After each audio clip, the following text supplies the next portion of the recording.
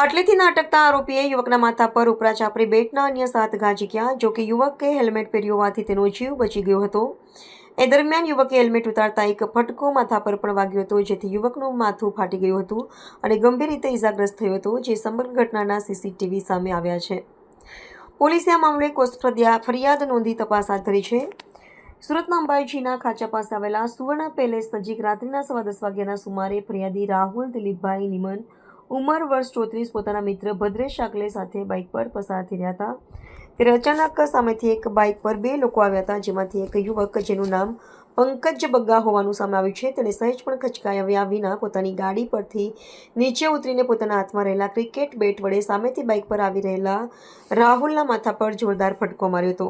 આ અચાનક થયેલા હુમલાથી રાહુલ ગભરાઈને બેલેન્સ ગુમાવી બેસ્યો અને મિત્ર સાથે બાઇક પરથી જમીન પર પટકાયો. આટલેથી ન અટકતા પંકજ બગ્ગાએ નીચે પડેલા રાહુલ પર હુમલો કરવાનું ચાલુ રાખ્યું. નીચે પડ્યા બાદ રાહુલ પર આરોપી એક પછી એક બેટના ફટકા મારતો જ રહ્યો. પંકજે ઉપરા ચાપડી 7 ફટકા માર્યા, પરંતુ રાહુલ માથા પર હેલ્મેટ હોવાથી તેનો જીવ બચી ગયો. આ હુમલા પાછળનું કારણ એક નજીવી બાબત હોવાનું સામે આવ્યું છે. રાહુલ દિલીપભાઈ નિમનની ફરિયાદ મુજબ 17 સપ્ટેમ્બર રાત્રે તેઓ તેમના ઘરના ચૂના પાસે એક મહિલા સાથે વાત કરી રહ્યા હતા. તે સમયે આરોપી પંકજ બગ્ગા, સુમિત બગ્ગા અને ગોપાલ બગ્ગા ત્યાં આવ્યા. મહિલા સાથે વાત કરવા બાબતે પંકજે ગાળાગાળી કરી હતી.